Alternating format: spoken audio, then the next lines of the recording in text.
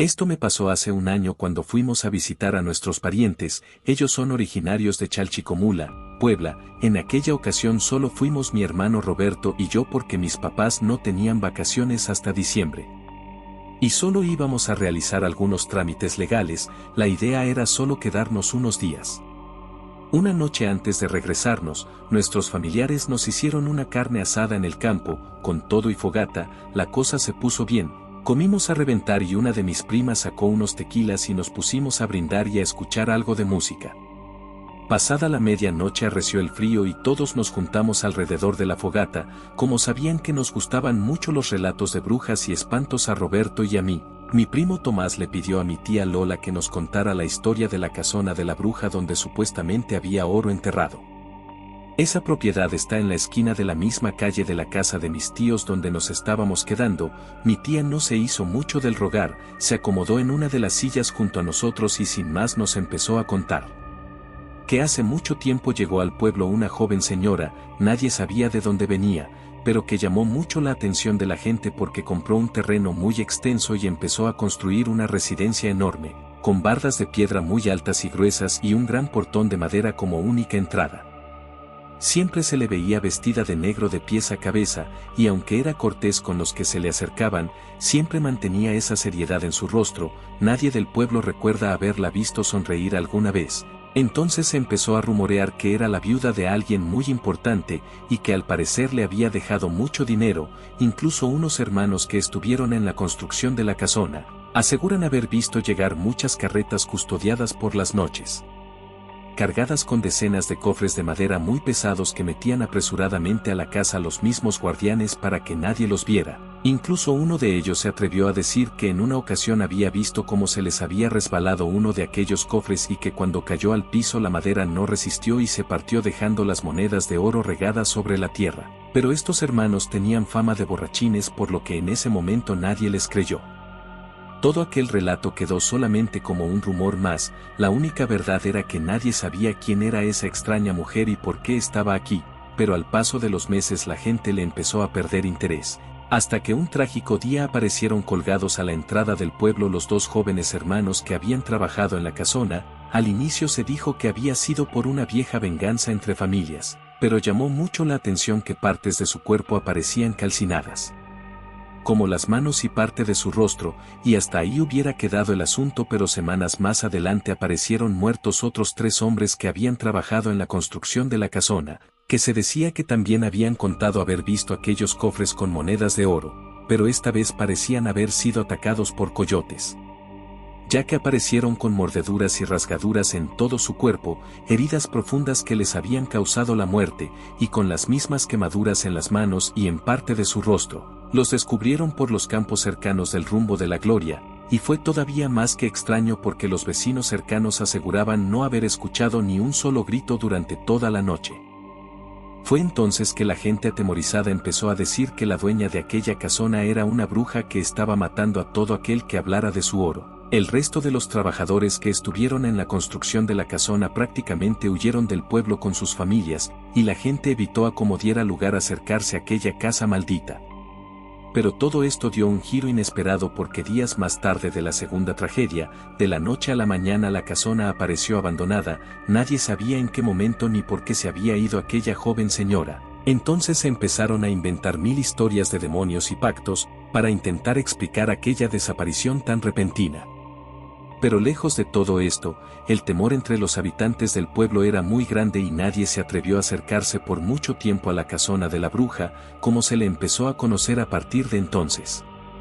El rumor del oro enterrado en algún lugar de la casa se siguió propagando y durante los siguientes años mucha gente de los poblados cercanos y de más lejos llegaron con la idea de encontrar aquel oro. La autoridad municipal se vio rebasada y no pudo evitar que muchos de ellos entraran y causaran daños severos a la propiedad.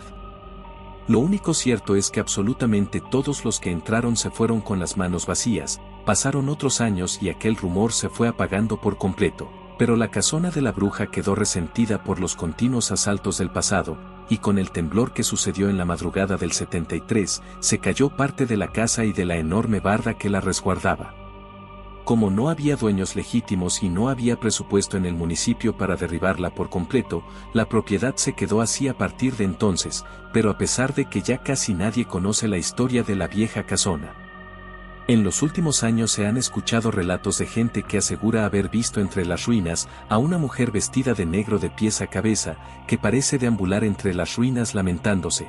Los pocos que conocemos la historia sabemos sin duda que es el fantasma de la bruja, su antigua y única dueña, quien hasta el día de hoy sigue cuidando su oro. Mi tía Lola terminó su relato, todos nos quedamos con la boca abierta. Uno de mis tíos aprovechó para recordarnos que teníamos que dormir un rato antes de irnos. Roberto y yo nos levantamos de nuestras sillas para ayudarles a recoger un poco el tiradero del festejo. Apenas terminamos nos despedimos de todos y nos fuimos caminando con mi primo Tomás a su casa.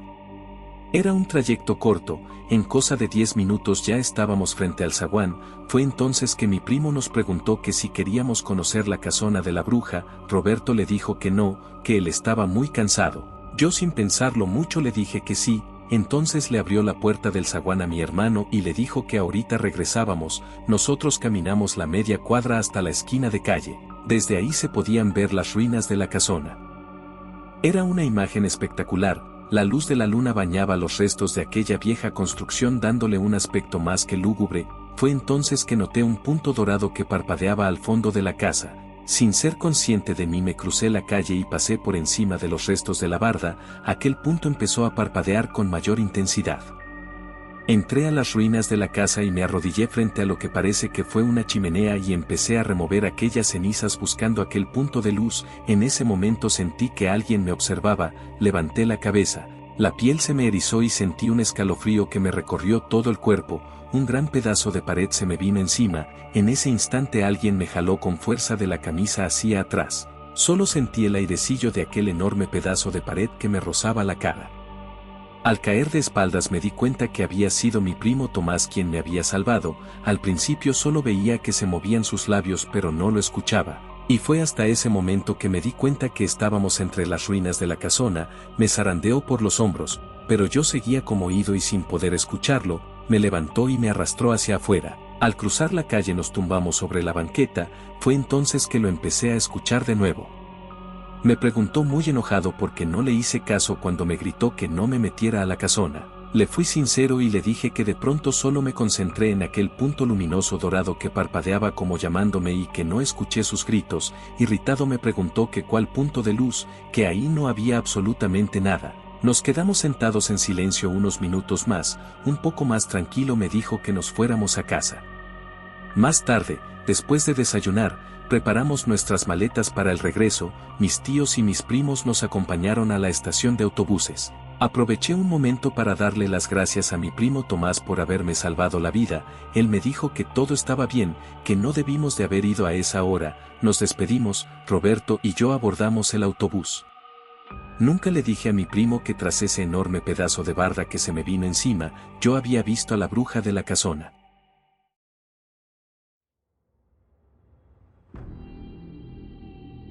Yo sé que a veces lo que la gente nos cuenta de brujas o de espantos nos puede parecer muy fantasioso, a veces muy poco creíble como si uno lo hubiera inventado todo, y yo así lo creí por mucho tiempo, hasta que me tocó vivirlo en carne propia, y uno no sabe cómo explicarlo ni mucho menos cómo entenderlo. Pero con todo y eso trataré de contarles lo que me pasó hace algunos años. Mi compadre Anselmo, que yo recuerde, siempre fue una buena persona. Nunca le hizo mal a nadie, sí le gustaba empinar el codo seguido, pero era un buen tipo. Lo conocía desde que éramos chamacos, fuimos juntos a la escuela y ya más grandecitos fuimos amigos de los buenos, por eso nos hicimos compadres y la pasábamos muy bien, pero todo se descompuso cuando conoció a Silvia, la joven viuda del pueblo. El marido se le fue para los Estados Unidos, pero no alcanzó a pasar, se lo regresaron en un ataúd. Ella todavía le guardaba luto a pesar de que ya habían pasado algunos años. Se mantenía muy guapa pero ningún hombre se le acercaba porque en el pueblo corría el rumor de que era una bruja. Se contaba que se le veía muy seguido sola por el monte por las noches como si nada. Pero eso no le importó para nada a mi compadre, se enamoró perdidamente de ella y sin importarle tampoco que estaba casado y tenía 2 hijas, mis ahijadas, empezó a cortejarla y ella se dejó conquistar. Y tras algunas semanas de aparentes encuentros casuales, empezaron a verse a escondidas en la casa de la viuda. El rumor se corrió como pólvora por todo el pueblo y llegó a oídos de mi comadre. Tuvieron una discusión muy fuerte y ese mismo día mi compadre Anselmo sin más dejó a su mujer y a sus hijas. Parecía que Silvia lo traía embrujado y vaya que sí. En las siguientes semanas lo vi muy feliz, hasta se veía más joven, pero al paso del primer mes, de un día para otro, se le empezó a ver más delgado, ojeroso y acabado, y cada vez que le preguntaba que si estaba bien, el compadre solo se alzaba de hombros y me decía bajando la mirada al suelo, que sí, que estaba bien.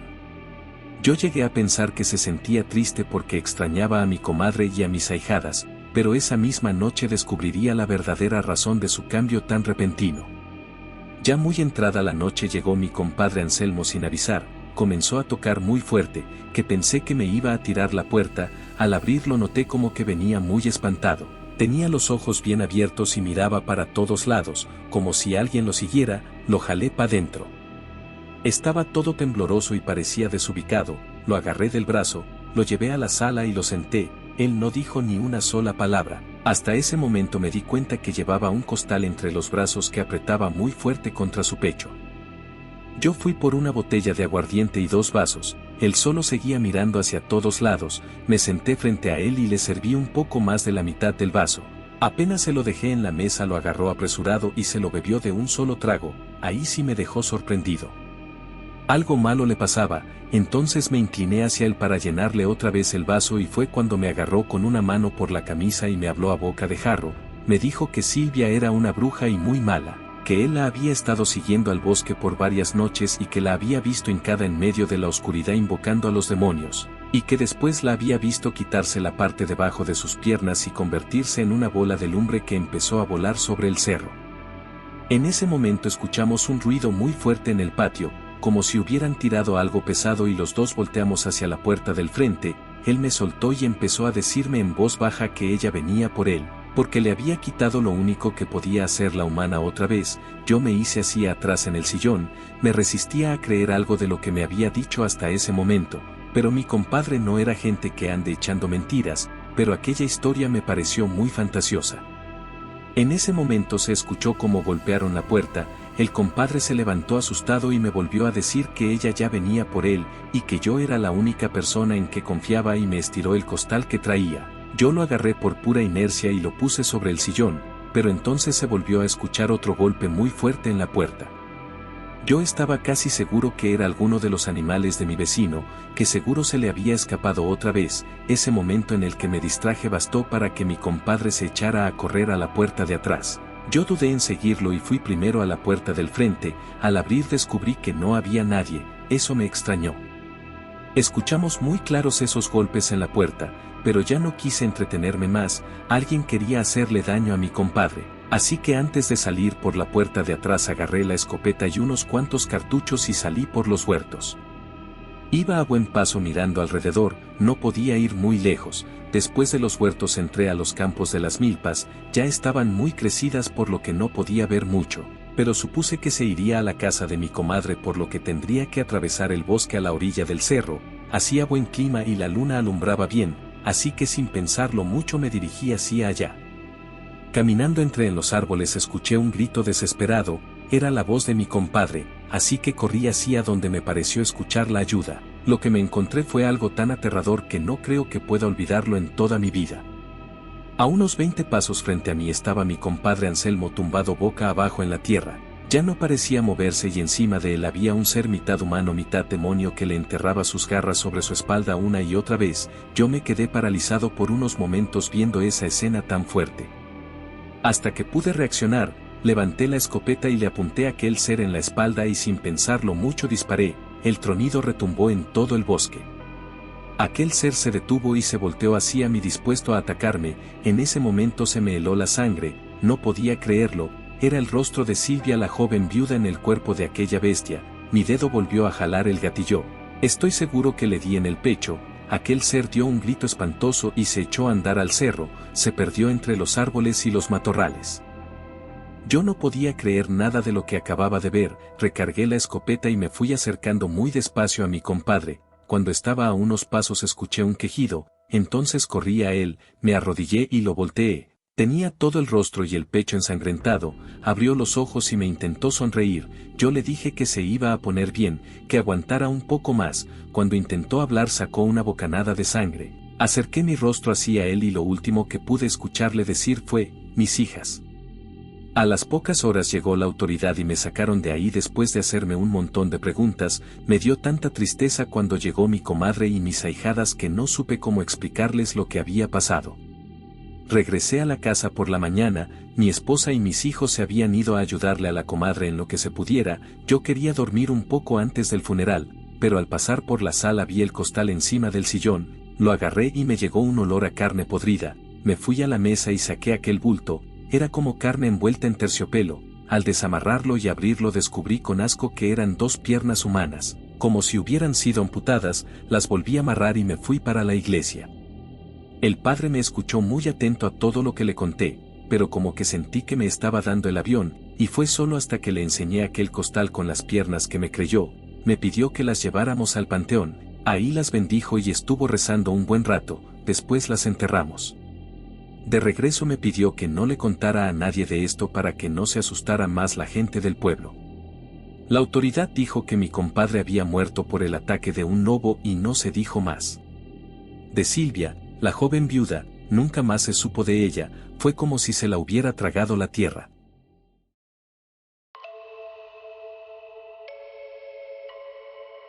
La siguiente historia tiene su origen incluso antes de mi nacimiento. Según cuenta mi abuelo, mi familia ha sido víctima de una maldición que nos atormenta desde hace varias generaciones. Al parecer, uno de mis antepasados tuvo un romance con una bruja, quien, tras ser abandonada, maldijo a las futuras generaciones de la familia. Algunos miembros han tenido suerte y no han sufrido la maldición, pero otros, como yo, hemos sido condenados a una vida de infortunios. Y luego está el imitador. Mi abuelo cuenta que el día en que nací, reinaba un silencio sepulcral en el pueblo. Mi parto no fue convencional, ya que estaba previsto para un par de meses después, y al estar lejos de un hospital, mi abuela tuvo que ayudar en el parto.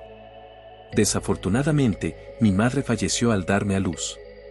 En ese momento, nadie sabía qué maldición me afectaría durante el resto de mi vida, pero mis abuelos me colocaron en una caja de madera con cobijas, lo único que tenían a mano.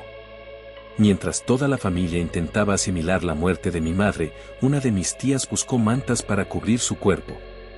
Al abrir el armario, se llevó una sorpresa al verme dentro. Yo no lloraba ni emitía sonido alguno. Al estar lejos de la familia, ella me tomó en brazos y decidió averiguar quién me había dejado en el armario en medio del intenso frío de ese momento. Sin embargo, al tenerme en brazos, mi tía no solo sintió que mi cuerpo estaba anormalmente frío, sino que mi piel se sentía flácida y llena de pequeños bultos. Era como tocar una bolsa de carne molida, ya que sus dedos parecían hundirse cada vez más en mi espalda. Preocupada, me miró más detenidamente y con horror contempló cómo lo que en un momento había sido yo, ahora no era más que un montón de carne que se caía a pedazos entre sus dedos.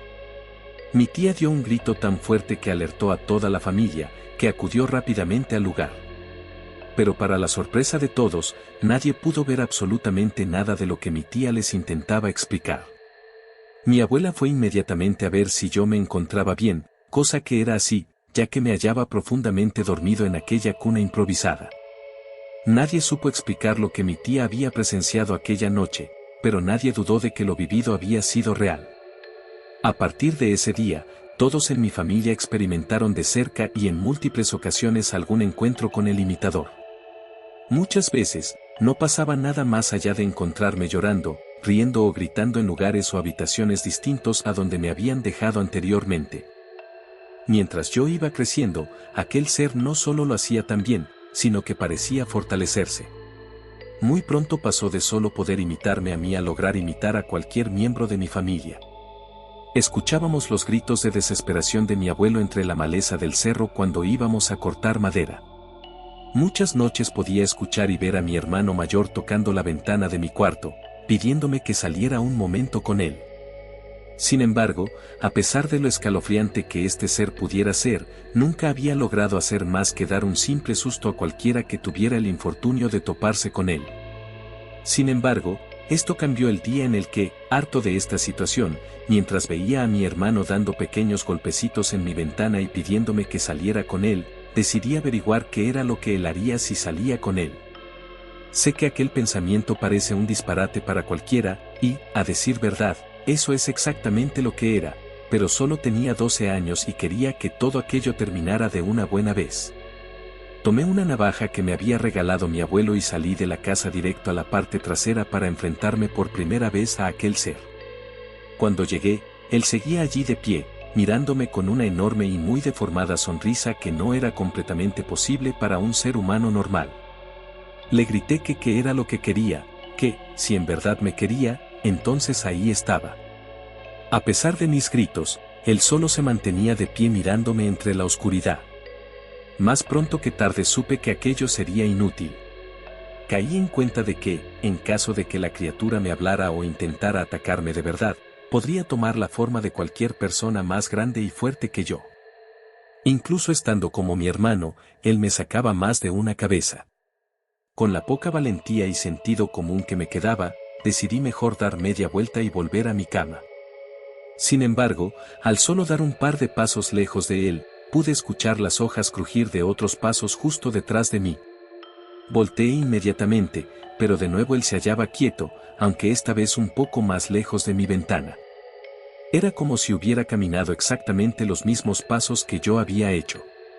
Caminé unos pasos más, esta vez de espaldas para no perderlo de vista, y para mi sorpresa, él también caminó los mismos pasos, solo que, en lugar de hacerlo hacia atrás, lo hizo hacia adelante. Sabía que debía tomar una decisión. No podía recorrer todo el camino de vuelta a casa completamente de espaldas, ya que había muchos obstáculos que sin duda harían difícil esa tarea. Caminé unos pasos más de espaldas antes de que un escalofrío me recorriera todo el cuerpo. Di la vuelta y corrí lo más rápido que pude de vuelta a casa, escuchando los pasos cada vez más cerca. Al parecer, no fui lo suficientemente rápido, puesto que un poco antes de llegar a la puerta, sentí como algo me sujetaba del tobillo, haciéndome caer en la tierra. Sentí como si un tentáculo muy viscoso se hubiera enrollado en mi tobillo, el cual me estaba quemando. Intenté patear a aquel ser, sin embargo, este ya no parecía ser mi hermano. Aunque la oscuridad no me permitía ver exactamente en qué se había convertido, pude ver un cúmulo de carne sin forma definida. Si mal no recuerdo, también parecía tener más de 4 extremidades. Era como una enorme araña de carne. Mis gritos alertaron a todos dentro de la casa, haciendo que mi abuelo saliera a mi rescate. Este salió con un machete en mano y de un solo corte desprendió aquel viscoso tentáculo que me sujetaba. Al hacerlo, la criatura dio un horrible alarido y justo frente a la mirada de todos, desapareció. Miré mi pie, en el cual tenía la quemadura. Aquella cicatriz aún la conservo hasta el día de hoy. Mi abuelo me cuestionó qué era lo que estaba haciendo afuera, pero no tuve el valor de contarle mis verdaderos motivos. Sabía que eso molestaría a todos, así que solo dije que había salido al baño y que me encontré con él en el camino de regreso. Aquella mentira sin duda me libró de una paliza por parte de mi abuelo, pero no me salvó de un gran sermón sobre cómo nunca debíamos abandonar la casa sin compañía. Me disculpé con mi abuelo y nos fuimos a dormir. Aunque no vi a aquel ser durante el resto de la noche, sabía que aquello era solo el principio de algo más grande. Aquel pensamiento sin duda fue lo más acertado que he tenido en toda mi vida. Desde aquel día, los avistamientos del imitador no se limitaban a simplemente escucharlo o verlo. Esos avistamientos se volvieron mucho más agresivos hacia todos los miembros de mi familia. Mi hermano Jacinto, quien había tenido la fortuna de no haberlo visto más que una sola vez cuando yo aún era un bebé, se jactaba en más de una ocasión de que no tenía miedo del imitador. Sin embargo, fue el primero en verlo desde aquella noche. Él contó que estaba recogiendo leña, como se lo había ordenado mi abuelo. Aquella tarea no era muy pesada, pero para Jacinto era sin duda la peor cosa que le podrías mandar a hacer. Estaba haciéndolo de mala gana cuando de pronto escuchó claramente la voz de mi abuelo, el cual le decía que la madera que había juntado no servía en lo absoluto y que era tonto por no poder reconocer madera húmeda de madera seca. Mi hermano se disculpó con mi abuelo y comenzó a buscar mejor leña. No era raro que mi abuelo inspeccionara de vez en cuando si estábamos cumpliendo con nuestras obligaciones, pero el que se quedara detrás de nosotros sin decir nada más fue sin duda la primera advertencia que hizo que Jacinto comenzara a sentirse un tanto incómodo. Aún así, Jacinto no era el tipo de chico que cuestionara a sus mayores, por lo que no se atrevió siquiera a preguntarle si necesitaba algo más. No pasaron más de 15 minutos antes de que mi abuelo volviera a hablar, señalándole la orilla del barranco y diciéndole que ahí seguro había buenos troncos que podrían usar. Jacinto miró a mi abuelo confundido, ya que él mismo había puesto la regla de no acercarnos nunca a la orilla del barranco. No solo era porque la maleza no te dejaba ver con claridad por donde pasabas, sino que el piso ahí era tan inestable que aun cuando se sintiera firme, tu propio peso podría ocasionar un deslave y caerías colina abajo. Mi hermano le repitió a mi abuelo todas aquellas razones, pero solo le dijo que no fuera un cobarde y que no le pasaría nada por solo acercarse un poco. Como dije antes, mi hermano no era el tipo de persona que desafiaría la autoridad, por lo que se acercó un poco y miró que mi abuelo tenía razón, ahí había buena madera. La emoción por concluir rápidamente su tarea lo hizo olvidar inmediatamente los peligros que había al acercarse ahí. Estaba tan feliz por la gran cantidad de madera que ni siquiera notó cómo mi abuelo se acercó tanto a él que pudo sentir cómo lo tomó del hombro para después sonreírle de manera inhumana, antes de arrojarlo con todas sus fuerzas al barranco. Jacinto cayó varios metros colina abajo y, para su desdicha, ninguno de nosotros se dio cuenta de su ausencia debido a que nos encontrábamos haciendo nuestros respectivos deberes. No fue hasta entrada la noche cuando mi abuelo decidió ir a buscarlo, y al darse cuenta de lo sucedido, inmediatamente pidió ayuda para sacar a Jacinto del barranco. Lo llevaron al hospital del pueblo siguiente, ya que ahí era imposible tratar heridas de tal gravedad. Sin embargo, a pesar de los esfuerzos de los doctores, Jacinto no sobrevivió aquella noche. Pero antes de morir, contó a mi abuelo lo sucedido. Por mi parte, no solo me encontraba devastado por la muerte de mi hermano, sino que sentía que yo era el único responsable de su muerte. Después de todo, esta era la primera maldición que afectaba a otros miembros de mi familia. No deseaba que ninguno de mis hermanos saliera lastimado, por lo que después del funeral de Jacinto, decidí irme del pueblo. Supuse que, si de alguna manera el imitador era mi maldición, entonces debía estar lo más lejos posible de cualquiera a quien le pudiera hacer daño, por lo que decidí partir sin decirle nada a nadie sobre mi paradero. Durante casi 15 años apenas tuve contacto con mi familia. Al parecer, yo tenía razón, los avistamientos del imitador cesaron apenas me fui. Sin embargo, para mí, las visitas del mismo eran cada vez más frecuentes y agresivas. Fui acumulando cicatrices en mi cuerpo por cada una de ellas, algunas de las cuales aún dolían, en algunas noches y pensaba mucho en ellas. En ocasiones, simplemente ignoraba los sonidos en mi habitación, así como el hecho de verlo parado a los pies de mi cama. Supuse que, si lo ignoraba lo suficiente, algún día podría olvidar que estaba ahí, o quizás si tenía la suficiente suerte, esta criatura se daría cuenta de que ya no podía perturbarme y simplemente se iría por sí misma.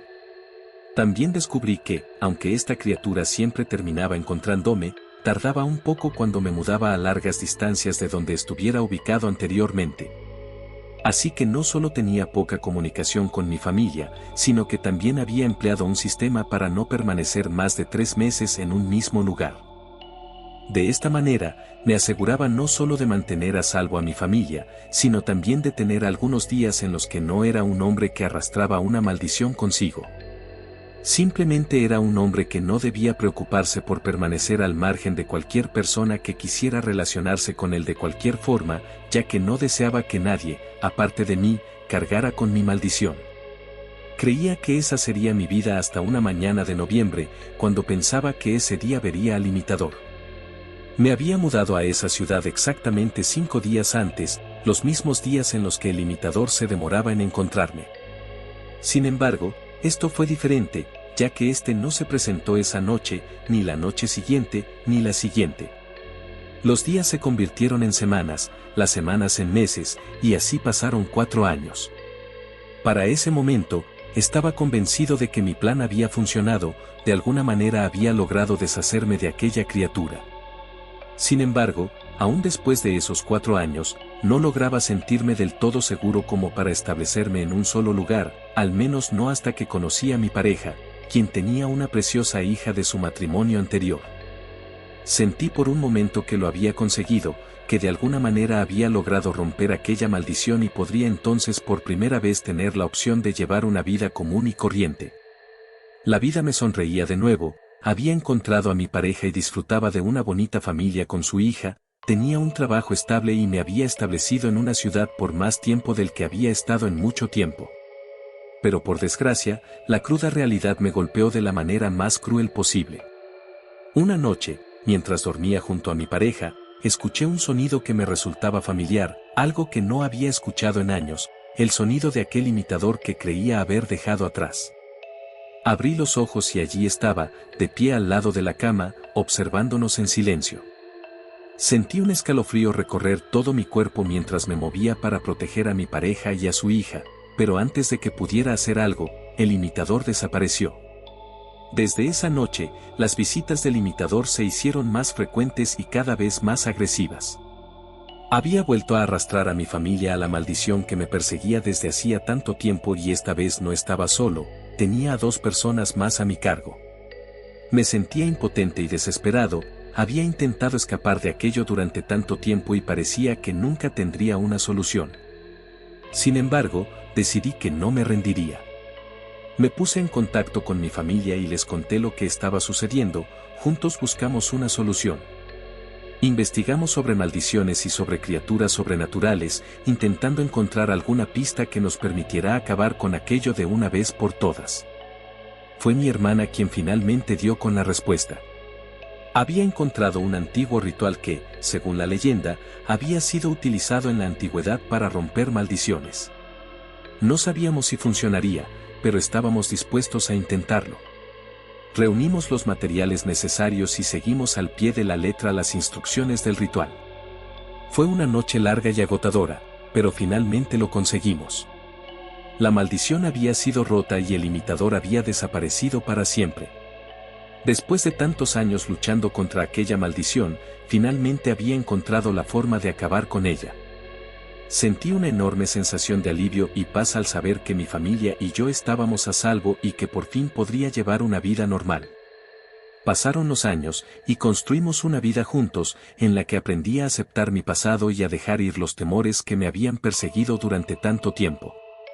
Ya no miraba detrás de mi hombro cada vez que caminaba por la calle, ni sentía la necesidad de mudarme constantemente para mantenerme a salvo. Finalmente, llegó el día en que mi pareja y yo decidimos casarnos, y aunque al principio sentí un poco de miedo de que algo pudiera salir mal, todo salió perfecto. Esa noche, en la pista de baile, sentí que la maldición finalmente había sido vencida, y que había encontrado el amor y la felicidad que había estado buscando durante tanto tiempo. Desde entonces, hemos tenido una vida llena de alegría y amor, con la pequeña niña que se convirtió en mi hija y una familia que me aceptó sin importar cuántas cicatrices tenía. A veces, todavía recuerdo al imitador y a los momentos de miedo y dolor que me hizo pasar, pero sé que ahora tengo a mi familia a mi lado para protegerme y cuidarme. Por el momento esto ha sido todo, gracias por acompañarme en una noche más de historias aterradoras. Ha sido un placer adentrarnos juntos en el mundo del terror y lo misterioso. Si disfrutaste de las historias aquí contadas, por favor no olvides suscribirte al canal, eso me ayudaría bastante.